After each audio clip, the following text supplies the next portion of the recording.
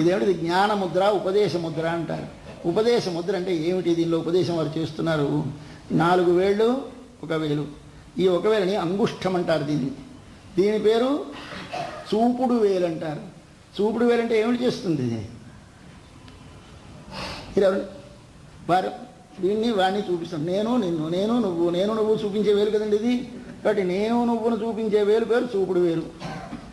ఆ వేలు అంటే ఏమిటి చేస్తుంది? ఇది వారు దీన్ని వాడిని చూపిస్తాం. నేను నిన్ను, నేను నువ్వు, నేను నువ్వు చూపించే వేలు కదండి ఇది. కాబట్టి నేను నువ్వును చూపించే వేలు పేరు చూపుడు వేలు. ఆ నేను నువ్వు కనపడగానే ఉంటుంది, జాగ్రత్త జాగ్రత్త తర్జని అని దీనికి సంస్కృతంలో. తర్జని అంటే బెదరించు వేలు. ఏమిటి బెదిరిస్తోంది? లోపలుండి ఆత్మ భయపడిపోతుంది. నేను నాది అనగానే పరమాత్మ పాపం వాడిది అనుకుంటాను, మనం వెళ్ళిపోదాం వెనక్కి ఆయన భయపడుతూ ఉంటాడు. ఇక్కడ మన దగ్గరికి రాదు. ఇప్పుడు అడ్డుపడినటువంటి తలుపులే ఉంది అహంకారము, మమకారము. నేను కానిది నేననుకొనుట, నాది కానిది నాదనుకొనుట. ఈ 2 తొలగాలి. ఏమిటి తొలగాలి? దానికి వెనకాల అవిద్య అనేటువంటి ఒక అడ్డగడి విశేషం. అది ఎవరు తీయాలి?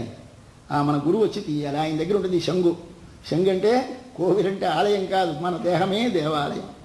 దేహములో లోపల ఉంది ఆత్మ, అందులో ఉన్నాడు పరమాత్మ. ఒక ముందు ముఖమండపం, ముఖమండలంలో చేస్తే ఆస్థాన మండపం, ఆస్థానం దాడితే గర్భమండపం. అక్కడ నిలబడి స్వామిని సేవించాలి. ఇది ఆలయ మర్యాదలు. మీరు ఆ లోపలికి దేవుడున్న స్థానానికి రానివ్వరు మిమ్మల్ని. ఇప్పుడు మరీ రానివ్వకుండా యువతలు అడ్డు పెట్టేస్తున్నారు. అంటే మనం దుర్మార్గులపై తుపాకులు పెట్టి ఎక్కడ పేల్చేస్తామో, బాంబులు వేసేస్తామేమో అని యువతలు అడ్డేస్తున్నారు. అయితే ఆ స్వామి ఆ లోపల ఉంటాడు. అక్కడ గఫ్ఫరే గుహాయాం, ఇందాక మనవి చేశాను. గఫ్ఫరే గుహాయాం అక్కడ ఉంటాడు. ఆయన చూడడానికి ఏమిటి చేయాలి? మనం ఈ తలుపులు తెలవాలి. ఎవరు తెలుస్తారు? నువ్వు తెలవడానికి అధికారం, ఆ తాళం ఆయన దగ్గర ఉంటుంది. ఎవరి దగ్గర? గురువు గారి దగ్గర. ఏమిటిది? దీని పేరు అంగుష్టం. ఎలా ఉంటాయండి భగవంతుడు? అంగుష్టమాత్ర పురుష. ఉపనిషత్తు చెప్పింది అంగుష్టమాత్రుడుగా ఉంటాడట. ఎవరి బొటగని వేలు మధ్య కణుపు నుంచి మీదకి ఇలా పెడితే ఈ పైభాగం ఎంత ఉంటుందో అంత ఉంటాట లోపల మన హృదయం అనేటువంటి స్థానంలో భగవానుడు. కాబట్టి అంగుష్టమాత్ర పురుష అని చెప్పింది ఉపనిషత్తు. ఈ అంగుష్టమాత్రుడైనటువంటి పురుషుణ్ణి ఏమిటి చేయాలి? ఇలా ఇక్కడ ఉన్నాడు. వీడికి 4 సంబంధం లేదండి. ఈయన గారు ఎవరు? నేను గారు ఈయన. వీడి పేరు నేను. ఈ 3 ఏమిటి? నాదులు. ఏమిటి నాదులు? ఒకటి మొట్టమొదట సత్వగుణం, చిటికెన వేరు. తక్కువ ఉంటుంది, ఎప్పుడు సత్వగుణం తగ్గి ఉంటుంది. ఎప్పుడు మనకి ఎందుకులే పూచి ఉండి ఉడుకుందామని. తర్వాత మరికొంచెం పొడుగ్గా ఉండేది రజోగుణం, మరికొంచెం పొడుగ్గా ఉండేది తమోగుణం. తమోగుణం ఎక్కువ ఉంటుంది మనందరిలో. రజోగుణం అంతకంటే ఓ పాలు తక్కువ ఉంటుంది. అందుకని బాగా తక్కువగా ఉంటుంది సత్వగుణం. సత్వగుణం పైకి వస్తే కానీ మనకి లాభం లేదు. ఈ సత్వగుణం ఎలా పైకి వస్తుంది? ఇవి వంగితే కానీ ఇది పైకి రాదు. ఇది వంగడం ఎలా ఉంటుంది?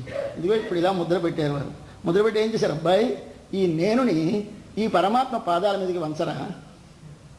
ఇది వంచడం. ఈ వేలు పెట్టడం అంటే అర్థం ఏమిటి? ఇది ఇలా విప్పుతారు. ఇలా తిప్పితే ఏమిటి? ఇది లోపల గడి విడిపోయింది. లోపల గడి ఏమిటి? అవిద్య. ఈ అవిద్య అనేటటువంటి బీగాన్ని తెరవటానికి తాళం చెవి గురువుల యొక్క ఉపదేశ ముద్ర. ఈ ఉపదేశ ముద్ర ఏమిటి చేసింది నీకు? నీవు వాడి కొరకు, నీవు వాడివి, నీదంటూ ఏదీ లేదు, నీవనేవాడివి లేవు. కాబట్టి నేననకురా, నాదనకురా అని చెప్పారు. అప్పుడు ఏమైంది? తలుపు తెరిచేసినట్టు అయింది కదండి. కాబట్టి అహంకారం మమకారములు అనేటువంటి రెండింటికి వెనకాల ఉండేటువంటి అవిద్య అనేదానిని తమ తాళం లాంటి ఈ ఉపదేశ ముద్రతోటి తెరిచేటువంటి వారెవరు? శంగల్ పొడిక్కూరై వెంబల్ తవత్తవర్. శంగల్ పొడిక్కూరై, ఎర్రరాతి పొడితో నీళ్లతో తడిపినటువంటి బట్ట కట్టుకున్నటువంటి తెల్లని పళ్ళు కలిగినటువంటి తపశ్శాలుడు. ఏమంటే చక్కగా సన్యాసులని కాక ఇంత అల్లరి ఎందుకండి? వాళ్ళ పళ్ళు వాళ్ళ బట్టలు మనకెందుకు? ఇదే ప్రధానం. ఏమిటి రహస్యం అంటే వారు కాషాయ వస్త్రాలు కట్టుకుంటారు. కాషాయం అంటే కొంచెం రంగు కదండి. రంగు ఉండకూడదని కదా చెప్తారు. కషాయే కర్మభిపక్వే తతో జ్ఞానం ప్రజాయతే అంటారు. మనకి ఏదైనా ఒక వేళ్ళు అవి తెచ్చి నీళ్లలో పడేసి మరిగించండి, మరిగిస్తే ఏమిటవుతుంది? కషాయం అయిపోతుంది. కషాయం అంటారు దాన్ని. కషాయం అంటే ఏంటి? రంగు వచ్చేసింది. ఈ రంగు పోవాలంటే ఏమి చేయాలి? ఇంక పోతుందా? అది బట్ట కంటే బట్ట నిండా కూడా రంగే. అంటే ఆ రంగు దీనికి పూస్తారు. దాంతో ఉడకబెట్టి లేదా పొడి చేసి రాయి, ఆ రాతి పొడి నీళ్ళలో కలిపిన నీళ్ళల్లో ఈ బట్ట ముంచి ఆ బట్ట ధరిస్తారు వారు. దీని రహస్యమైన అర్థమేమి? తెల్ల బట్టలు కట్టుకుంటే స్వచ్ఛత కదా, తెలుపు అంటే పరిశుద్ధము కదా, తెలుపు అంటే సత్వగుణం కదా. సన్యాసులు తెల్ల బట్టలు కట్టుకో, కాషాయ బట్టలు ఎందుకు కట్టుకుంటారు? మనం చెప్పలేము. మనకి ఏమిటి తెలుసును? అయితే అబద్ధాల సమాధానం పెద్దలు ఎవరో చెబితే మనం నమ్మాం. వారు ఎందుకు చెప్పారో తెలియదు, మనకు ఎందుకు నమ్మకం కలిగిందో తెలియదు, నమ్ముతున్నాం. ఏమిటి వారు చెప్పింది? నాయన, మన లోపల ఒక రాయి ఉంది. ఏ రాయి ఉంది? జేగుర్రాయి. జేగుర్రాయి అంటే రాయిలా గట్టిగా ఉంటుంది, కానీ అది మెత్తని రాయే. కానీ ఆ మెత్తని రాయి గట్టిపడిపోయింది. ఏది లోపల ఉన్నది రాయి? మన మనస్సు. మనస్సు అనేది ఒక జేగురు రాయి. ఈ జేగురు రాయి ఏమిటి లోపల? రాగము అంటే ఎర్రదనము. రాగం అంటే ఏమి మనకి? ఓ ఎన్నెన్నో, ఇది బాగుంది, ఇది బాగుంది, ఇది బాగుంది, ఇది కావాలి, ఇది కావాలి, ఇది తినకపోతే బతకలేను, ఇది పొందలేక బతకలేను, ఇవన్నీ పేరు రాగం అంటారు. ఈ రాగం అనేటటువంటి ఒక ఎర్రదనముతో నిండినటువంటి గట్టిపడినటువంటి అంటే భగవంతుని వైపు ప్రసరించకుండా ముద్దుబారిపోయినటువంటి ఒక రాయి లాంటి మనస్సు మనకు ఉందండి.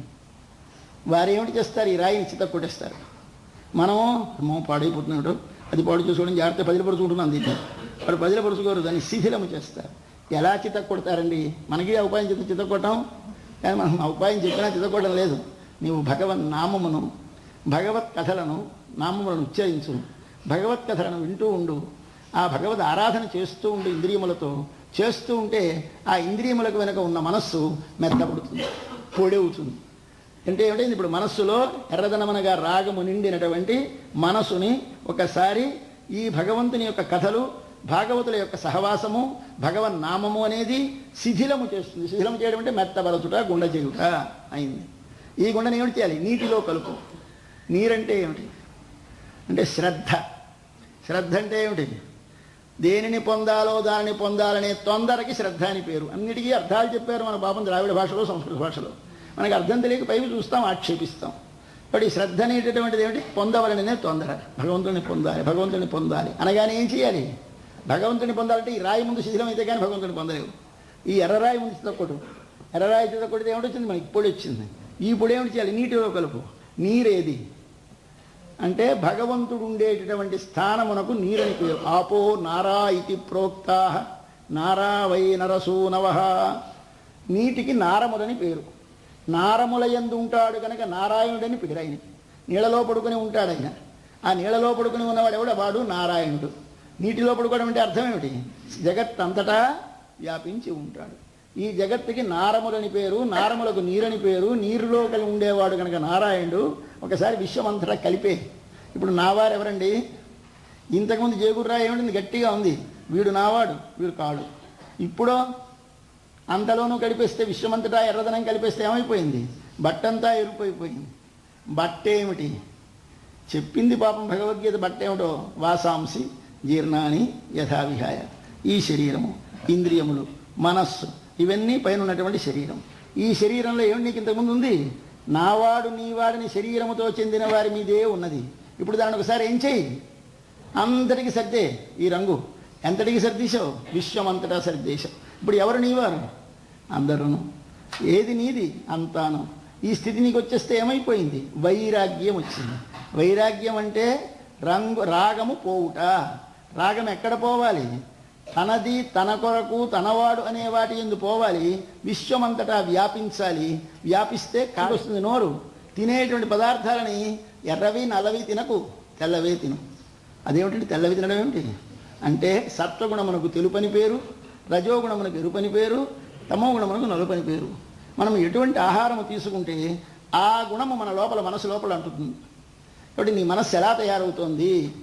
ఛాందోగ్యం అనే ఉపనిషత్తు చెప్పింది. అయ్యా, తినేటటువంటి తిండి మనం తిన్న తర్వాత ఒక 3 గంటలకి లోపలికి వెళ్ళిపోయి ఘనమైనటువంటి, బాగా ఘనిష్టమైనటువంటి భాగము మూత్రముగా, పురీషముగా వెళ్ళిపోతుంది, చేరిపోతుంది. దానికంటే సారమైనటువంటి భాగము మన శరీరంలో 7 ధాతువులు ఉన్నాయి. అంటే చర్మము, రక్తము, మాంసము, కొవ్వు, ఎముకలు, ఇవన్నీ అవి తయారవుతాయి. అంతకంటే సారమైన భాగము మనసుగా తయారవుతుంది. ఇప్పుడు మనస్సు ఎలా తయారవుతుందని ఉపనిషత్తు చెప్పింది. ఆహారములో సారతమమైన భాగము నీ మనసుగా తయారవుతుంది. కాబట్టి మనసు పరిశుద్ధంగా ఉండాలి, మనస్సు బాగుండాలి. కానీ ఆహారం ఎలా ఉంటేనేమిటండి? మన సిద్ధాంతం ఇప్పుడు ఏది తిన్నా పర్వాలేదు వాడికి, ఏది తిన్నా వాడు పరిశుద్ధంగానే ఉంటుంది. మనస్సు ఎలాగుంటుంది? ఏమండి, మీరు కొంచెం డయాబెటీస్ ఉంది కనుక మీరు షుగర్ తినకండి, అదే మీరు గోధుమలు తినండి. ఏది తింటేనేమిటండి? లోపల బాగుండాలి. కానీ లోపల ఎలా బాగుంటుంది? నువ్వు తింటూ ఉంటే షుగర్ పెరుగుతూనే ఉంటుంది. ఇక్కడ తిండి తింటాట, ఉప్పు వేసుకుంటాట, తినేస్తాట, బీపీ పెరగకూడదట. అలాగే నువ్వు తినే ఆహారం పరిశుద్ధంగా ఉంటే, సాత్వికంగా ఉంటే దానితో తయారయ్యే నీ మనస్సు పరిశుద్ధంగా ఉంటుంది. కాబట్టి ఏం చేయాలి అంటే ఆహార శుద్ధౌ, ఉపనిషత్తు చెప్పింది ఆహార శుద్ధౌ సత్వశుద్ధి. ముందుగా నువ్వు కంట్రోల్ చేయవలసింది ఆహారం. ఆహారంలో కొన్ని నియమాలు పాటించు. ఏమిటి ఆహారాల్లో నియమాలు? మా గురువు గారు చెప్తారు, బ్రహ్మసూత్రాల్లో చతుస్సూత్రి అని మొదట ఒకటి ఉంది. 4 సూత్రాలు ఉంటాయి. అది బ్రహ్మసూత్రాలకి చాలా పట్టైన ఆయువైన సూత్రాలు అవి. వాటి వ్యాఖ్యానం తెలిస్తే వేదాంతంతో తెలిసిపోయినట్టే. అలాగే నువ్వు జీవితానికి ఒక చతుస్సూత్రం నేర్చుకోమంటారు వారు, మా గురువుగారు గోపాలాచార్య స్వామి వారు. ఏమిటవి? ఆహారంలో 4 సూత్రాలు పాటించు. ఏమిటిది? ఏది తినాలి, ఎప్పుడు తినాలి, ఎలా తినాలి, ఎందుకు తినాలి, ఇవి 4 సూత్రాలు. ఇవి 4 నేర్చుకుంటే చాలు, నువ్వు జీవితంలో పరిశుద్ధమైన జీవనం గలవాడి అవుతావు. మనం తినవలసినటువంటి చెప్పింది భగవద్గీత మీకు ఒక్కసారి చదివితే, భగవద్గీత చదివితే అందులో 17 అధ్యాయంలో మీకు స్పష్టంగా దానిలో గుణత్రయ విభాగ యోగం అని చెబుతూ ఆహారాలలో రాజసమైన ఆహారాలు విడిచిపెట్టు, తామసమైన ఆహారాలు విడిచిపెట్టు, సాత్వికమైన ఆహారాలు స్వీకరించు. ఏమి సాత్వికమైన ఆహారం స్వీకరిస్తే ఏమవుతుంది? దానిలో ఉన్న సారతమమైన సత్వగుణం నీ మనసుగా తయారవుతుంది. మనసుగా తయారైతే సత్వం ఎప్పుడు వచ్చింది? అప్పుడు ఏమి నీకు వస్తుంది? ప్రకాశం వస్తుంది. ఒకసారి నిశ్చలత్వం వస్తుంది, కదలదు మనసు. ఒక దానిని నిలవ్వే అంటే నిలుస్తుంది, ఒక దానిని చూడవే అంటే చూస్తుంది, ఆ వెలుగు వస్తుంది, శాంతి వస్తుంది. ఈ సత్వగుణము పెరిగితే ఇప్పుడు ఏది పడితే తిరిగితే మంచి సజ్జన్నం, పెరుగు, వెల్లుల్లిపాయ ఇవన్నీ పుచ్చేసుకొని పొద్దున పుచ్చేసుకుంటే అయ్యా మంచి జపం చేసుకుని కూర్చుంటే ఎంత బాగుంటుంది. పరిశుద్ధమైనటువంటి జపం జరుగుతూ ఉంటుంది. అప్పుడు మంచి సమాధి దశ వెళ్ళిపోతూ ఉంటాం, వస్తవానం సమాధిలోనే ఉంటాం. ఆ స్థితి వచ్చేస్తుంది. ఇంకేది మనకి ఏం చేస్తోంది? పదార్థము నిద్రను తెప్పిస్తోంది. తమోగుణము కలిగిన పదార్థము తింటే, మనసులో తమోగుణం ఆవరిస్తే నీకు జాడ్యం వస్తుంది, నిద్ర వస్తుంది, బద్ధకం వస్తుంది, సోమరితనం వస్తుంది, ఆవలింతలు వస్తాయి. ఇవన్నీ చెప్పింది. ఏవి రావండి, ఇక్కడి నుంచి లేచి వెళ్ళిపోదామనిపిస్తుంది. కూర్చుంటే నిద్ర వస్తే అదృష్టవంతులమే, కూర్చొన్నా ఉంటాం. కూర్చోవాలని అనిపించదు. ఇక్కడ కూర్చొని పద బజార్కి వెళ్దాం, అది టీవీ చూద్దాం, లే అంటుంది. ఇదేమిటి ఈ గుణం అంటే? అవష్టంభకం చలంచరజ, నీలో చాంచల్యాన్ని కలిగించేది, నీలో ఎదిరించాలి, ఆక్షేపించాలనే బుద్ధి కలిగించేది ఏది? రజోగుణం. ఆ రజోగుణం దేనివల్ల పెరుగుతుంది? నువ్వు తినే ఆహారం వల్లే.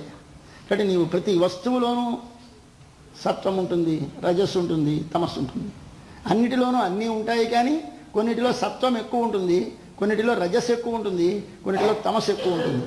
తమస్సు ఎక్కువగా ఉన్న ఆహారాలు తీసుకోకు, రజస్సు ఎక్కువగా ఉన్న ఆహారాలు తీసుకోకు, సత్వగుణం ఎక్కువగా ఉన్నటువంటి ఆహారాలు తీసుకో అని మనకి భగవద్గీతలో ఏవి నువ్వు తీసుకోవాలో చెప్పాడు. అటువంటి ఆహారం తీసుకుంటే ఏమవుతుంది? తెల్లటి పళ్ళు అంటే ఇప్పుడు ఏమీ తినడం లేదు కానీ తెల్లగా ఉన్నాయి అంటే అర్థం ఏమిటి? అంటే ఆహారంలో పరిశుద్ధిని పాటించిన వారు అని అర్థం. ఇందాక ఎర్రటి జేగురు, ఎర్రటి రాళ్ళు చితక్కొట్టి నీళ్లలో తడిపిన బట్టలు ధరించిన వారు అంటే తమది అనేది, తమ కొరకు అనేది, తాము అనేది విశ్వమంతా వ్యాపించి కలిపి అన్నిటి యందు రాగమును పంచిన వారు. ఇవి కావాలి సన్యాసులు. కాబట్టి శంగల్, పొడి, కూరై, వెంపల్ వీరెవరు? తవర్. ఇది తపస్సు అంటేను. తపస్సు అంటే ఏమిటి? ముక్కు మూసుకు అడవుల్లో కూర్చోవడం తపస్సు కాదండి. జీవితంలో తిరుగుతూ నీవు మాటలో, మనసులో, చేతలో సాత్వికత పెంచుకుంటే అది నీకు తపస్సు. అటువంటి తపస్సు చేసినటువంటి వారు సన్యాసులు. వారు ఏమిటి చూస్తున్నారు? తంగళ్, తిరుక్కోయల్. వాళ్ళు బయలుదేరి నడిచేస్తున్నారు. ఎక్కడికి? తమ దేవాలయాలకి. తమ దేవాలయం అంటే ఒక్కొక్క మఠాధిపతికి ఒక్కొక్క దేవాలయం ఉంటుంది. అలాగే మనకి, మన గురువులకి ఒక్కొక్క దేవాలయం ఉంది. మన జీరస్వామి వారికి మనం అందరం దేవాలయాలు. అదేమిటంటే ఆయన ఎక్కడికో దేవాలయాలకు వెళ్ళాలి, అడవులకు వెళ్ళాలి, తపస్సు చేసుకోవాలి, స్థవానం పుష్కరాలను పెట్టి, తదియారాధనలు పెట్టి జనాన్ని కూర్చుకుంటారు. ఏమిటండి ఈయం గారు అంటే? ఈయం గారి దేవాలయాలు మనం, మనకి దేవాలయం ఎవరు? స్వామి. అంటే మనం ఆయన దగ్గరికి వెళ్ళాలి, మనం వెళ్ళలేకపోతే ఆయనే మన దగ్గరికి రావాలి. ఆయనకి ఆలయం ఎవరు? ఆరాధించేది ఎవరు? మనని. ఎందుకు ఆరాధిస్తారు? మన లోపల తాళం తీయడానికి. ఏ తాళం? మన లోపల ఉన్న అవిద్య అనే అడ్డగడి అని తమ జ్ఞానముద్ర చేత తొలగించడానికి వస్తారు స్వామి. ఇప్పుడు స్వామి చేసిన ఉపకారం ఎవరు చేశారు? నీకు బయటి తలుపులు తీసేవారు దొరుకుతారు, కానీ లోపలి తలుపు తీసేవారు ఎవరైనా దొరుకుతారా? అటువంటి వారు గోతంగళ్, తిరుక్కోయల్, శంగిడువాన్, పోహిన్నార్ అంటారు కొందరు, పోదందార్ అంటారు కొందరు. పోదందార్ అంటే పోయినారని, పోహిన్నారంటే పోవుసున్నారని. పోయినారంటే లేవదేమో పిల్లని మనవారు మార్చుకొని పోహిన్రార్ అంటున్నారు. ఇంకా వెళుతున్నారంటే అలాగే వెళ్ళిపోతున్నారు, నేను వచ్చేస్తానంటుందేమో అని. పోయినంటే మరి ఎలాగో వెళ్ళారు, నేను వచ్చి ఏమో ధరిస్తానని వస్తుందేమో అని భయం. కాబట్టి పోదందార్ అని కొందరు చదువుతారు, పోహిన్రార్ అని కొందరు చదువుతారు.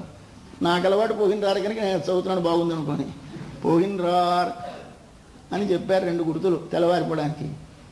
అయితే ఈవెన్ లోపల పడుకున్నామని మొక్కమంటారు. మమ్మల్ని లేపుతాం అన్నవారిని సాయంకాలం నువ్వు ఎంగళై మున్నం ఎഴുப்புవాన్ వాయిపేషం నంగాయ్. తనకి నిండుదనం అనగానే లోకమంతా నిండుగా ఉన్నారనుకోకూడదమ్మా. నీకు నిండుదనం ఉన్నందుకు ఏమి చేయాలి? ఆ నిండుదనము లేని వారికి నిండుదనమును కలిగించడం నిండుదనము గల వారికి మంచి లక్షణం. కాబట్టి ఎప్పుడైనా మట్టి ఎక్కువగా ఉంటే ఏం చేస్తుంది? ఈ తోసేసేది. ఎక్కడ పల్లం ఉంటే అక్కడికి తోస్తుంది. అలాగే నీ లోపల జ్ఞానము మేట వేసి ఉంటే ఆ జ్ఞానమును పల్లం అంటే జ్ఞానము లేని వారికి సరఫరా చేయాలి. వారిని నిన్ను ఏకలెవెలికి తీసుకురావాలి. అది కదా జ్ఞానమునకు ప్రయోజనం. మమ్మల్ని లేపుతానని చెప్పినటువంటి పూర్ణురాలా లేపలేదేమమ్మా అంటే మనకి ఏది రక్ష? ఆచార్యుల భాగవతుల ముఖము నుండి వెల్వడిన జ్ఞానప్రదమైన ఉపదేశములే మనకు రక్ష. అవే మన లోపల భగవంతుడు కనపడకుండా చేసేటువంటి అహంకార మమకారమైన తలుపులను తీసేయటువంటిది. అటువంటి పట్టుకొచ్చినటువంటి నీవు మాకు మాట ఇచ్చేవే ఎంగళే మున్నం ఎഴുப்புవాన్ వాయిపేషం నంగాయ్. ఎడుందిరాయ్ లేవమ్మా. ఎవరిని లేపాలి మనం వెళ్ళి? గురువు గారిని, భాగవతోత్తములని, భగవద్భక్తులని. స్వామి కరుణించరా, స్వామి అనుగ్రహించరా. ఎందుకంటే అనుగ్రహించడం వారిని అనుగ్రహించు. నీ దారిని తినగా డైరెక్ట్గా కోవిలు గడిపోకూడదు. వెళ్ళరు. ఈవిని లేపి రేపు ఒక్క లేపేస్తే అయిపోయింది లేపడం. రేపటితో రాకదు. ఇంగళ మున్నమెഴുப்புవాన్ వాయిపేషం నంగాయ్ ఎడుందిరాయ్ నానాదాయ్ నా ఉడయాయ్. సిగ్గులేనిదానా, నోటి బలము గలదానా అని మరి రెండు అంటున్నారు. ఇవేమిటి తిట్ల?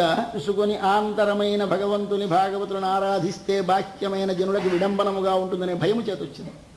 ఇప్పుడు మనం నామ సంకీర్తనం చేయాలంటే చేయగలం మనం? ఎంత సిగ్గు వేస్తుంది. గట్టిగా పాడగలమండి. నామం చెప్దాం చెప్పండి అంటే 19 లోపల హరే రామ ఎవరో 3-4 గట్టిగా కేకలేస్తుంటారు మైకి దగ్గర. కానీ మనం అందరం చాలా సైలెంట్గా. అంత ఎందుకంటే అంత కేకలు స్వామికి వినిపించదా? మన ఆర్గ్యుమెంట్ ఏమి స్వామికి చెవుటండి అంత కేకలు ఎందుకండి అంటాం మనం బుద్ధిమంతులు. ఏమిటి కారణం దీనికి? నాణ అంటే సిగ్గు. ఏమిటి సిగ్గు? ఈ శరీరము గొప్పది, ఈ శరీరము పెద్ద కులంలో పుట్టింది, పెద్ద చదువుకున్నది. ఇందరి ముందు నామం గట్టిగా చేస్తే ఏమనుకుంటారు అని బెంగండి. అది ఉండకూడదుట గురువుకి. రెండవది. మూడవది ఏమిటి ఉండాలి? మంచి నోటి బలం ఉండాలి, మాట్లాడే శక్తి ఉండాలి. అనుభవం ఉంటుంది నిండా. కానీ కొందరికి మాటలలో బయటికి రాదండి పాపం. వారికి చెప్పలేరు. వారికి ఎంత అనుభవం ఉందో చూస్తే మహాపురుషులు వారు. కానీ వారికి వాగ్వైభవం ఉండదు. లేకపోతే మనకి పనికిరాదు. మనకు ఉపయోగించడానికి ఆ తూములోంచి నీరు దల్ ప్రవహించాలి. ఈ నీరు కానీ తూము తెరిస్తే నీరు ఎలా పెద్ద తోసు వచ్చేస్తుందో అలా వారికి లోపల అనుభవం నిండుగా ఉంటే వారి వాక్ అనేటువంటి తూములోంచి మన సస్యములు మన హృదయ సస్యములు ఫలించేటువంటి ఉపదేశ జలము పరిగెత్తుకొస్తుంది. అట్లాంటి వారు కావాలి. కాబట్టి నంగాయ్ నానాదాయ్ నా ఉడయాయ్. సిగ్గు వదిలేసి ద్రౌపది బాగుపడ్డదన్నారు. తన శక్తిని వదిలేసి సీతమ్మ బాగుపడ్డదన్నారు. మనకి కథ. ఇప్పుడు సిగ్గు వదిలేసి బాగుపడ్డదేమిటి ఆవిడ అంటే వస్త్రములు లాగేస్తున్నాడు సభలో. స్త్రీకి వస్త్రము లాగేస్తే ఉండే అంత బాధ మరి ఏమీ లేదు ఆవిడికి. చంపేసినా అంతకంటే ఆనందంగా ఉంటుంది. కానీ తన అందరిలో మానభంగం చేస్తే సహించలేదు. పాపం అడిగి సిగ్గు. అయ్యో విప్పేస్తే ఎలాగూ నగ్నంగా ఎలాగ ఇంత గురువులు మామగారులు పెద్దలు భర్తలు అందరూ ఉండగా విప్పేస్తున్నాడు. పట్టుకుందో చేత్తోడు ఇలా గట్టిగా పట్టుకొని ఇలా చెయ్యెత్తి కృష్ణా కృష్ణా కృష్ణ కేకరేస్తోంది. పలకడు ఉలకడు. ఒకసారి అప్పుడు ఏం చేసింది? ఒకసారి ఇలా వదిలేసింది. మొల దగ్గర పట్టుకున్న చెయ్యి ఇలా మీదకెత్తి పట్టుకుంది 2 చేతులు. ఇది గోపికావస్త్రాభరణంలో కృష్ణుడు కండిషన్ పెట్టాడు. వాళ్ళందరూ బట్టలు పట్టుకుపోయి ఏమిటంటే మీరు దండం పెట్టండి ఇస్తానంటాడు. అంటే వాళ్ళు మన ఇప్పటికాలపు దండ ఇలా అన్నారు. అంటే ఏకహస్త ప్రణామం చేస్తే ఒక చేతితో దండం పెడితే ఆ చేయి నరికియాలన్నారు. కాబట్టి మీరు ఒక చేతితో దండం పెడితే పాపం చాలా పనిష్మెంట్ వస్తుంది వద్దన్నాడు. మరి ఎలాగ 2 చేతులు పెట్టండి అన్నారు. ఎలాగో దిగంబరులుగా ఉన్నారు. 2 చేతులు పైకెత్తి తమ అవయవములని అతనికి కనిపిస్తాయి. పెరిగి బిడియం అంటే ఏది అభిమానం. ఇప్పుడు శరీరం అందు ఇంకా అభిమానం చావలేదు. అది చస్తే కానీ వాడి బట్ట ఇవ్వడు. కాబట్టి వాడు బట్ట ఇవ్వాలి అంటే ఇది వదిలేయాలి. అక్కడ అలాగే ద్రౌపదికి ఏమిటి ఇచ్చాడు ఆయన? సిగ్గు వదిలేసింది. ఇంకా ఆఖరికి ఏం చేసింది? పోయిన పని వదిలిపోయి ఒకసారి మీద గోవిందా ఏ వస్త్రాలు వర్షించేసాయి. ఉండిపోయిందా దిగంబరంగా? లేదు. ఎప్పుడు సిగ్గు వదిలితే. కాబట్టి ఏమిటుండాలి? సిగ్గు లేనితనం ఉండాలి. ఎవరికి? మనకి కాదు చూడండి, జ్ఞానులకి గురువులకి. అంటే భగవద్ అనుభవమును బాహ్యముగా ప్రసరింపచేయడానికి తగిన వాగ్వైభవం ఉండాలి. తమ శక్తిని తమ గొప్పతనాన్ని భావించకుండా స్వామిని నమ్మేటువంటి విశ్వాసం ఉండాలి. వారు గురువులు. కాబట్టి నానాదాయ్ నావుడయాయ్. ఏమిటి చేయడానికి మనం అందరం కలిసి ఇప్పుడు వెళ్ళాలి. ఎక్కడికి రమ్మన్నావు? శంగుడు చక్కరమేందుంతడక్కయ్యన్. శంఖంతో చక్రాన్ని మీరు ఎక్కడ చూడండి శంఖాన్ని ముడుతూ చక్రాన్ని ముందు పెట్టండి, గొప్పది చక్రం. కానీ శంఖ చక్ర గదాధర శంఖ చక్రములు